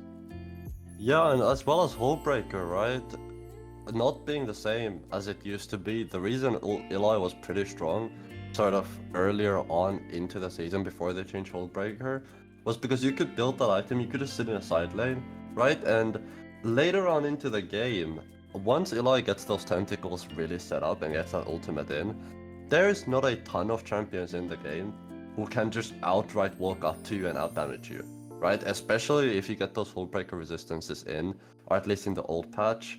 And one of the reasons why Illaoi was so strong, now that the items changed, I think it's gonna be interesting to see what the build is for me, or it's gonna be interesting to see for me what the build is on Funko. Just because, you know, Illaoi not what it used to be. We're gonna be running the Grasp here into Paka's press off the attack as we finally get into our game for game 2 of Gucci Yang between Serbia Glacial. Rest attacks, ballsy. I did find the OPGs, and I can confirm. X days ago, Funkel did win against an Urgot in solo queue, so God bless Oh his heart. my god. It was GG. a 16-minute win, by the way. Man's on fire on this matchup. God bless his heart. Now, but GG. GG. Yeah, we're gonna do like the Korean casters on 1, 2, 3. Or we can do fighting. We do fighting on 3, okay? So we do Serbi first. Okay, so 1, 2, 3. Serbi! Fighting! Fighting! Fighting! Fighting! Wait, it's Hana do set. Hana do set. Serbi fighting! Fighting! Hard. Fighting! Okay, now we do Yang. Hana do set. Yang! Fighting! Fighting! Fighting! Very good, very good, very good. Okay. Fog. I'm indeed. so excited for this game too, man. This game too Let's is gonna be go. hype. This is gonna be hype actually, and we'll have to see what's happening. Like press the attack, kind of spooky, no sustain. But I'm curious about the bot lane because if this bot lane swings the other way, this match is gonna go fast. It's gonna accelerate. We're also gonna see this mid lane because I mean Rebrief picked the Silas into this Victor, so I'm assuming it's got something cooking. I mean already trading heavily here in mid lane. I mean, that's what I'm kind of assuming how this mid lane is gonna go. I'm assuming heavy trades out of both sides, right? And Garzi gonna be looking to bully Rebreathe, so this is just the melee versus range matchup. But Funkel, he's What not having a happened good here? time. What happened here? Nothing good for Funkel. We don't talk about it. He's coming back. He's scaling. Bilal actually scales very well, so no cap on that. But I mean, true. yeah, our junglers. How does Ivor work? He's pathing bot, right? He's pathing bot, right? Yeah, so you backing go up. and mark the camps in the top side, and then you collect the camps in the top side, and then you go. But I'm not gonna lie, I don't entirely know how I've I think he's it's passing clear, bots. but he's moving. He's moving. He's moving. But I think both junglers pathing bot. They're going to be hovering. Nice word out of Garza here. They're gonna confirm the pathing, so they will know. Rebrief though on the case. He does see the roam and will ping out that he's waiting for his team. And yeah, like I'm expecting a bit of a slower early game this time around, but maybe I'm gonna caster curse everyone again. I mean, I'm expecting the same thing, right? Because looking at both of these teams, good scaling on both sides, especially on the side of Sorby, right? Ooh. As I say that, Down onto Timon here, Los Murdereto, but there's gonna be the counter engage, and we have both junglers. Ivor going to walk into Mimir right here in the bush. He's gonna find him. Grayson a bit lower HP, Obsidian level 4 already. Ivern, broken champ, the better tree champs are so broken right now in the jungle, and Grayson has to get out of here. Nice slow out of Timon, but engage from Los Murdereto straight onto Timon. No flash, goes down, and the bot lane of Yang securing it, and Rebrief is also here. It's a party, and Grop, favorite friend in the jungle. Hello. oh, he is gonna get marked, but not gonna get smited away, as it's gonna be Timon who ends up falling. Glacier does end up living, so you are trading jungler for support in that case, essentially. And Obsidian is gonna walk away from the Toad. He does not want it, as he's gonna go back in to the Toad. Never mind, he's just luring us. You know? Changing his mind. He's changing his mind. He's thinking about it. You know, he's weighing his options. Obsidian, very known stock market investor. So, well, let's see. He's probably going to be hovering bot a bit more. Cool Edge didn't go down, so that's good. He manages to catch the wave, which is nice. And yeah, like it is a bit of a just punishing like a mistake, I guess. And Obsidian just on the Ivan having a faster clear than a Moon. Yeah, Ivern is one of those champions where your clear is very quick if you know how to do it, right? Like we said, Ivern very unique in his clear, where he's a friend of the forest. He does not hurt the jungle camps. It is simply a warm hug, and they disappear into better places. And that's exactly what you saw there as well. Just being able to grab that frog very, very quickly, as well as that bottom crab. Lost Murderito now hanging around the mid lane, seeing if there's a play to be made, but Garza instead, he's gonna sniff this one out. He's just gonna go back to base. Nice matching out of Timon, actually, reading that play entirely. He looked like he knew he was there. Now I see Funkel, but Grayson is on the roam here. We'll have a gang coming in maybe, but Paka disengaging quite nicely here. And no slow coming in. The soul does not curse. So we'll have to see Grayson going in here, but Obsidian here to cover. Q goes onto a movement, but damage coming onto Paka right here, and he does pull the soul out. No tentacles yet though. Can he finish up Paka here? One auto. Shield from Ivern will refresh. Here comes the E. Big damage from the Urgot, and the tentacle slam. They trade 1-for-1. And this is a massive wave, and Paka doesn't have to pee. Now Obsidian, we gotta hold these waves, man. Now! Oh, Obsidian's just gonna walk away. I believe the wave is from right outside It's of Paka's close. Okay, it's safe, tower. it's safe, it's safe. He's chilling, he's chilling. Never mind. This is- Those minions are heroes, man. I mean, this is really good for Pekka, right? Because it is a cannon wave as well, I believe, so he's gonna be able to catch all of that. But like you said, just no tentacles for Funkel here, unfortunately. So it does mean when he pulls the soul, not a ton of damage coming through. The last tentacle slap just ends up pulling through. Great teamwork In here, fact, this coming tentacle out spawns. from the side of Gucci Yang, and it is just a great play out of Funkel there. Great teamwork out of Gucci Yang to get those shields in and to really synergize them as well. But so far, not as aggressive of an early game as we saw in that game 1, but still a couple of kills going to both teams. Still a solid goal lead here for Yang, so they're doing well. And here comes Rebrief, trying to use his counter matchup here on the Silas. Nice start out of Gabsi. Trading back a bit, kind of decently, so not looking too worried here about the mid lane. And Funkel, just have to relax. The wave is gonna come back to you. And we are relaxing, we are chilling. And actually, there might be a angle here for Grayson to punish on the bot side, because Coolidge is kind of even on bot side here with the Seraphine Jinx versus Serirel. Yeah, he's looking for the gank towards the bot lane at the moment, and Here you it can comes! see- Ooh, Q missing barely out of Grayson. But nice attempt, trying to punish this wave state here where they're pushing into the Jinx. Meanwhile, Yang will expedite the process by taking these grubs, seeing the jungler on bot side. Yeah, the bandage toss unfortunately just not connecting right there. Ooh, Losmer is starting Coolidge, but they do not have any prior here. Traps coming out, has to try and walk around, dodging the W nicely though, but here comes Seraphine, slow goes in, and Losmer Nerete going low. Coolidge getting the reset, and the kill goes over to Timon. And this wave right here on bot side is rough with the side of Yang, and the gold lead kind of shoring up a little bit. Yeah, and Dragon gonna be secured here for the grubs as well. And if you're looking at a team like Sorbi's drafted, right, you're looking at scaling here. I think this is a trade you're fine making, because the more dragons you can get right in the early game, the more you can stall the game, the more you can stall that dragon soul as well. It is unfortunately Chemtech Drake, which is, you know, not the best first Drake in the game, right? Generally you want something like an Ocean, a very, very good first Drake, giving you that extra bit of sustain. But you can see Los Margarito as well trying to work his way towards the top side of the map, because now this is the point where Relentless on this area, he just wants to scale up. Definitely, and I mean, you do mention the Ocean Soul, but Chemtech, not bad, because they have a Seraphine, and that's healing and shielding power right there, so not the worst Drake, specifically in this draft. I mean, the healing for Illaoi is increased, and the shielding and healing power from Seraphine is also going to scale much better with one Chemtech. So yeah, they're not too bad. Ocean preferable, but I don't mind a Chemtech. Probably better than a Infernal, or a Mountain possibly. Although Mountain is pretty cool, I love Mountain Souls. Mountain is pretty sick, man. Especially the way it like changes the terrain.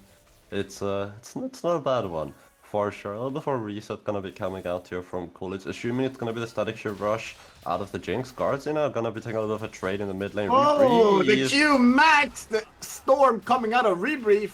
That's the Q Max Silas hitting hard right now. Nice to see that he's doing the Q Max. That's a bit of a, you gotta play a bit of Silas to know that. I feel like it's not the most normal thing. And Timon fighting here for the wave, but unfortunately can't hold it. They see Grayson coming in here though. Stun onto Los Merdeveto. Does he have anything to come back? Serial coming out. Grayson with the curse of the sad mummy.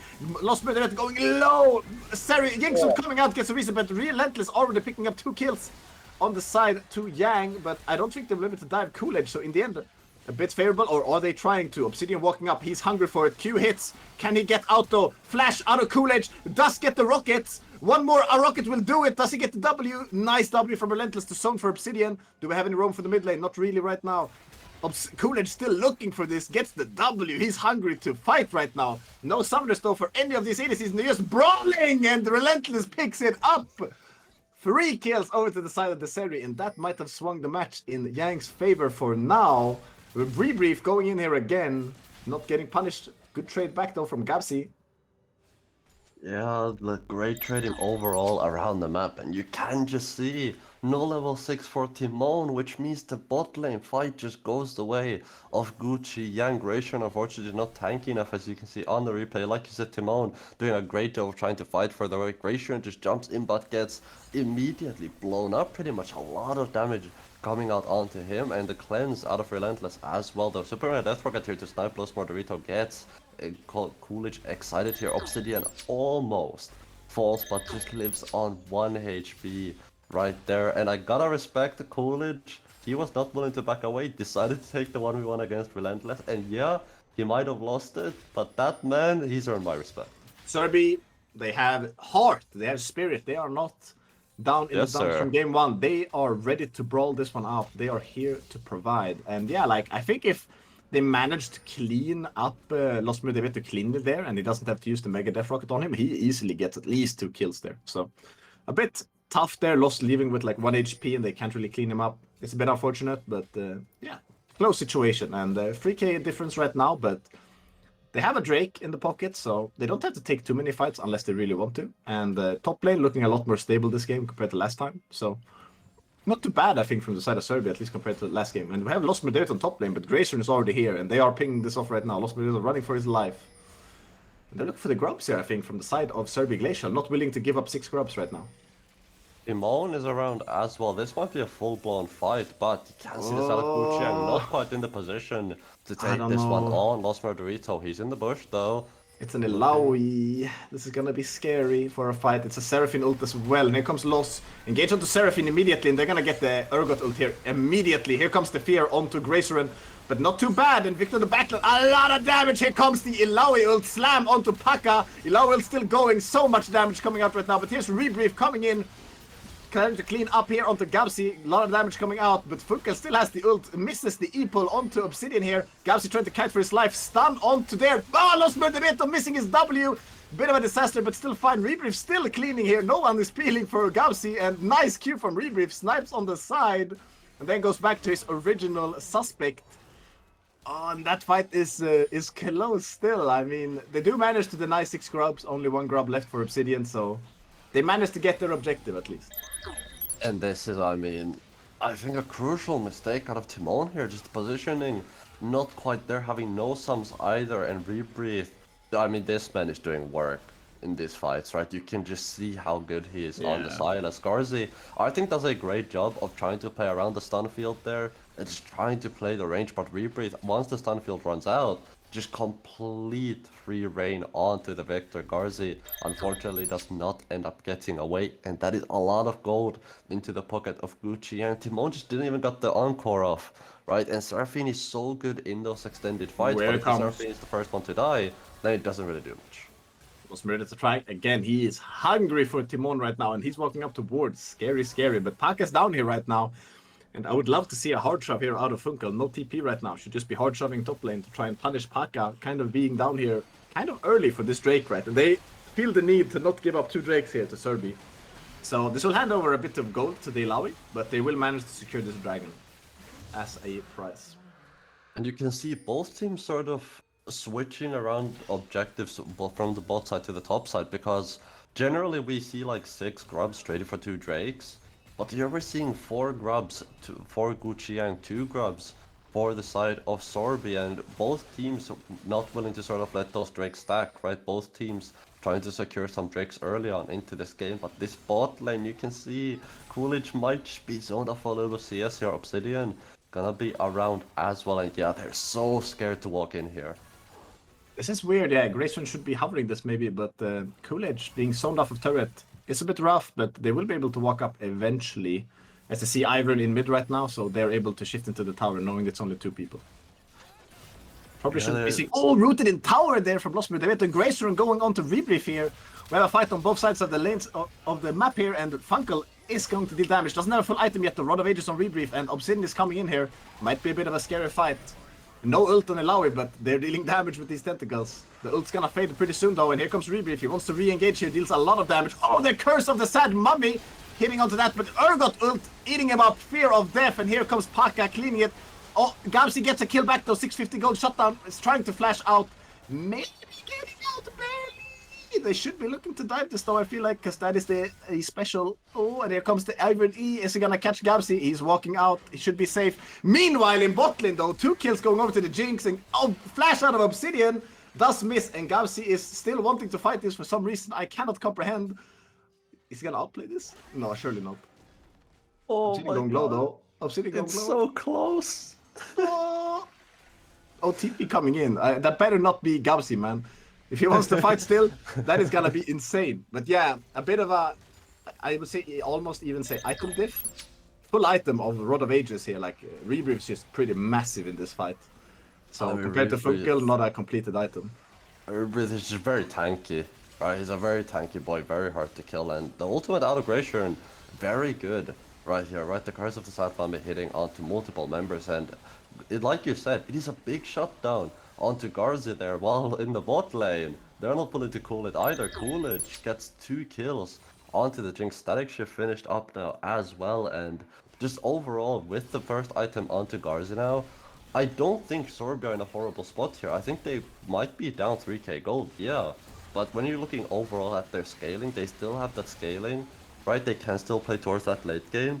So overall, I think, especially when you compare to what game 1 was at this point, right? 60 minutes into the game in the gold lead, I think Sorbia are kind of a-okay here.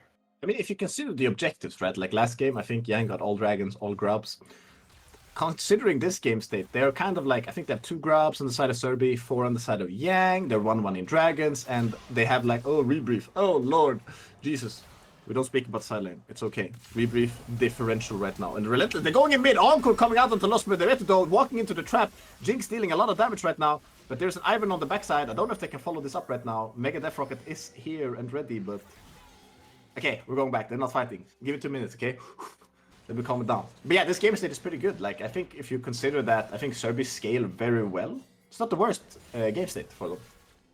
Definitely not, and Gucci Oh god, here we go again. involve themselves as well, but Lost Murderetto is looking for the flank. Oh lord Jesus, here we go again. Give it 2 seconds. He's gonna go. Never mind, he's... Okay, he's respecting it. Never mind. He's Okay, they decided waiting. against it. They were happy with the tier 1 bot turret. Yeah, it's gonna be a side lane tower picked up Gracier now. But it's Gracer and happy with it. Here he comes, the Q out of a Mumu. Snare onto Loss. Going low. Q2. Does he look for the curse of the Sad Mama? Here it comes. Mega Death Rockets should be coming in on the back here. And they clean a 1-for-1. Gracer for Los Murderetto. And here comes Rebrief, and they are just looking to scrap. Here's Pac as well. This is 4 people mid right now. Will they have a wave? Here goes Encore! Big shot from Rebrief. Urgot ult missing on the back though. Flash out of Paca, but they're gonna clean Coolidge here as well. And big play coming out, but the side lanes are pushing. Oh, God damn if Rebreathe isn't smurfing this game. That is a great play out of the Silas in the mid lane. Garcia should be able to pick up a side lane tower here, so at least something is going to be put back into the pocket of Sorbi Glacial here. But just look at this T-fight in the mid lane. Great Curse of Sadbami out of Glacier, and it ends up being a 1-for-1 at the start, but Rebreathe, my man just walks in, takes the Encore, says I can use this better than you can, and gets it onto them both. The steal and the yoink Paka with unfortunately missing the ultimate there. We won't talk about that one, but still gets the flash in, gets the job done. Is gonna have to expend a summoner, but again, just more kills into the pocket of Gucci Yang. 2 items on Obsidian now, 1.5 items on Paka, and 2 items on Relentless. This is starting to look, I feel like, a little bit scary for the side of Sword Glacial. They do manage to pick up 2 turrets on the back of this play. Like, both the challenge just farming and splitting and pushing waves, so not the worst. Like, they still get gold in other lanes because that play mid was very forced, and if it doesn't go the way of Yang... Okay, here comes the Urgot ult. Won't slow too much though, but here comes Los Murderetto. He's angry. WQ coming in, and Jinx kind of in a rough position. Will be eaten. Relentless ulting the Serial, killing him up, and Obsidian already rooting Timon, stuck in a rough position right now. Encore comes out, but he is already going down to Seri. And yeah, they're kind of getting caught out here in the mid lane. Meanwhile, Rebrief is just eating bot tier 2, doing well. But we have Funkel on the flank here, coming from Baron side. The Herald is gonna be popped, but can Funkel turn the tides here? He is not on 2 items yet, but he will be looking. They do see him on the red ward though. It's a bit of a scary position for Funkel. I'm not sure they're gonna opt in for this fight here. I don't think they are. Baron, keep in mind it's gonna be spawning about 15 seconds as well. They stop it! Los Murderetto stuck in the turret! They barely stopped the charge! Oh, That's he good. lives. He does live. They do get 2 does tier live. 2s. Still very good. Yeah, there's a tier 2 picked up in the bot lane over for Rebreathe. Just more gold into the pocket of the Silas. 350 bounty on his head for the moment. Baron is gonna be spawned up as well past 20 minutes into the game. Couple of the rods here picked up for Rebreathe, so working his way towards a death cap. And if we can take a look at individual gold as well, I'd love to see just how far away he is from that 100. So about 1000 gold, give or take, away from the death cap. And once he gets that, he's gonna be an absolute powerhouse. And I don't know if the side of Sorbi necessarily have the tools to deal with this Fed Silas. I mean, if it wasn't a powerhouse before, he sure will be one now. I think he's been a powerhouse most of this game, if I'm gonna be honest. But yeah, like, I do think they have the tools, but I feel like they kind of want to wait for the 2-item power spikes and all their carries. Because they also have, like, Amumu went Leandris this game, so a bit squishy at the moment. A bit of a... Just one ult and going out. And Rebirth flashing here from Gabsy, but Gracered with the huge curse of the sad mummy! And that shutdown is going over! Never mind what I said, this Amumu is gonna be tanking now, because he is eating good! That's a shutdown over! Glacier, and he picks up the big gold. Big money mans in the bank right there. Funkel in the side lane, and Paka is not gonna be able to fend off this Illaoi in the 1v1. You're gonna see how much damage Funkel ends up doing, right? And definitely some notes for Linus to take here, but you can see over towards the top side of the map, the Baron gonna be in the cards as well. Both teams just looking for vision around this area, right? Both teams just trying to control this top side here, and you can see Obsidian. He's so calmly just walks into the enemy jungle because he knows there's no threat. This Los Murder If you see Los Murder you should be scared, because man will press WQ and he is not afraid to do it. Here he comes. WQ is gonna come in. Seri over the wall. A lot of damage onto Gabsy. Nice E coming in, but he is dead. Over to the side of Seri, and here comes Rebirth in the jungle. Jesus, the damage! It is enormous. And they are looking now to take the Baron off of this pick onto the mid laner. Oh, Paka moved it up. We'll go with a TP in the mid lane as well, just to make sure the tower does end up living. Baron on the cards, 10,000 HP for them. With Supranga Death Rocket is gonna be aggression. You have Smite, you've got the flash. Go for it, my man. This is your time to Is he gonna do it? Oh lord. The Rebirth is looking for Timon right now, instantly dead. And they know Gracer is here. Rebirth is angry. He says, come to pop. I want the Amumu, and he's flashing in. It's 4k HP. He doesn't have vision. It is way too high HP, and unfortunately that means the Baron is going over to the side of Yang. And now we're approaching this 10k gold lead. Meanwhile, Coolage trying to get this reset onto the turret, but it's not quite there. Trying to green for it, doesn't get it! And he will go down though, so rough from the side here of Serbi. They're doing a bit of some desperate plays right now. They do have still good things to do, right? And here comes Paka trying to aggress onto Funkel, but can he actually do this? Here comes the Illaoi. He says, nah, you ain't disrespecting me like that, and they're fighting back right now. Pretty close though. Will Fear of Death come out of Paka here? Does still have a lot of damage, and if he has that ulti, he can execute for 50% HP. Here comes the E into the ulti, maybe guaranteed. Fear of Death, not on CD. Never mind, it's just gonna W out of him. We don't care. Yeah, it just does end up being the solo bolo down towards the bot lane. That's the one thing with Illaoi, right? Once you press your tentacle buttons, once that ultimate is on cooldown, you kite it out. Illaoi, not the strongest champion in the world. I think a great play out of Paka right there. To be patient with it, right? Just to wait for the ultimate to wear on off and then go on the aggressive. But Dragon gonna be up in about 17 seconds here. This is gonna be Soul Point if the side of Gucci can pick this up. And an Infernal Soul as well. You've seen Rebreathe do damage. Homie's got the hat. Imagine if he has an Infernal Soul as well. He's a dangerous boy to be up against right now. He does have the hat. He's now an official wizard. Yeah, it sure is scary, and we're back to the 10k gold lead area. But they are playing more of a scaling comp, and you know, when you hit that 60k, 50k, gold leads start to matter less and less and less. So we'll have to see how long this stall can go on for. Last time we did see Yang struggle a bit to end the game. If similar things happen this game, there might be more angles for Serbi Glacial to kind of scale it out and come back in the late game. Yeah, so far just trying to make sure this top lane tier 2 lives, right? Because the bot lane tier 2 already fell, so did the mid lane, so this is the only outer tower for them to get. Up next, it's gonna be the breach of the base. Mid lane inhibitor tower already has fallen. Dragon gonna be secured here. This puts Guqiang on soul point, so if this game lasts that long, in 4 minutes and 50 seconds, it is gonna be the fight for that Infernal Soul. But for now, just trying to push the mid lane. Yeah, I think when this Infernal Soul does become a problem, they won't have scaled enough. So we'll have to see what happens before these 4 minutes, if there are some angles to be found. Paka is half HP right now. If they do go for a full 4v4, it is a bit scary, because if Paka overextends, they could get that Jinx reset, and then I'm not so sure it's still winning for the side of Yang. They're yet to pick up any of these inhibitors right now, and if they do pick them up, it will be more gold to the side of Serbi, but also means their waves for Dragon will be always constantly pushed in. So we'll have to see here. They are looking like they do want to get these inhibitors down here. Relentless fishing for it mid lane.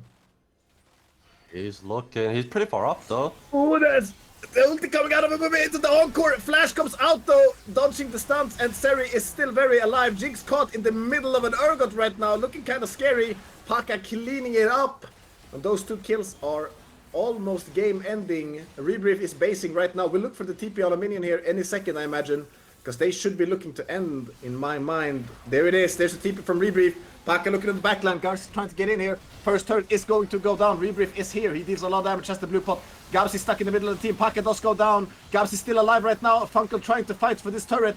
Rebrief is dealing way too much damage right now. And that will be the game for Gucci Yang.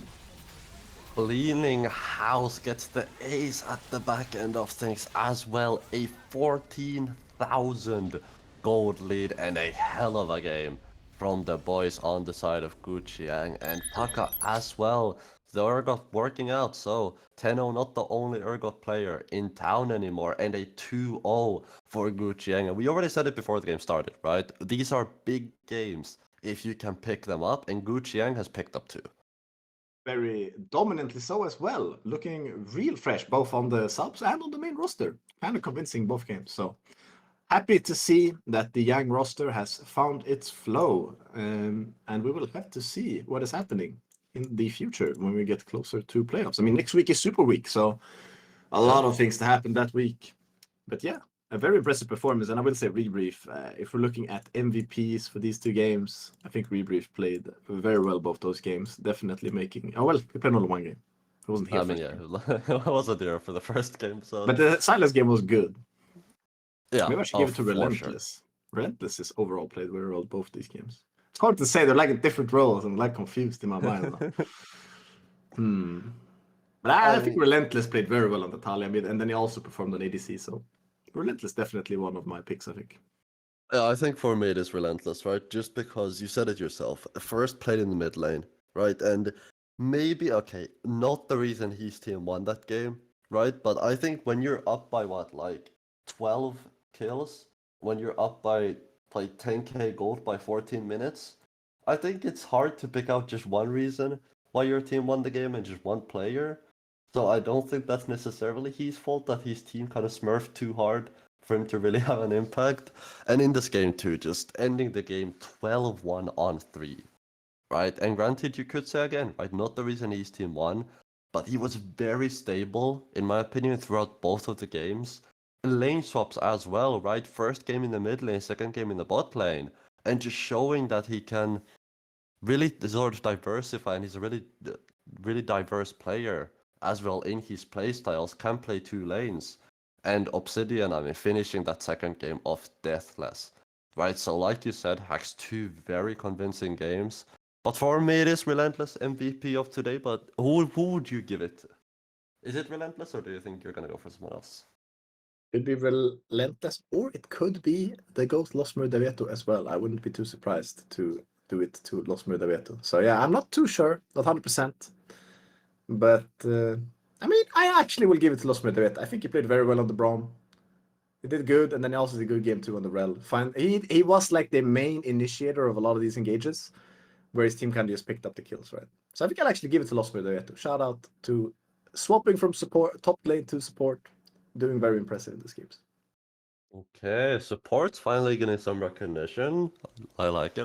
Losmer Daveto definitely, I feel like, played well both games, like you said. And I think overall a really interesting day, right? Because this is, at least to my knowledge, the first time we've seen this big of a swap from game 1 to game 2, right? Basically just an entirely new team for game 2, and still showing us that they can compete, right? Still showing that Gucci can be a powerhouse against teams like Shoreby Glacial. But I gotta say, Hax, this might have been a good showing from Gucci, but it is not gonna get any easier from here, right? Like you said, next week is Super Week, and after that, regular season is over. So the competition is only gonna get more fierce from here. It's only gonna get harder to progress and to move on. Definitely. But I think that just about wraps us up. And if you do not know the schedule, there are more games coming today. We are far from done. There will be Slim Odds versus Vitagen Pearl coming up after this break. So stay tuned. We have more content coming, and there are also like 3 other SLE games. In case you're interested in that, you can find them on streams/videos on the Discord. So yeah, stay tuned. SLE Sunday is far from over, and we will be back very soon to bring you more content.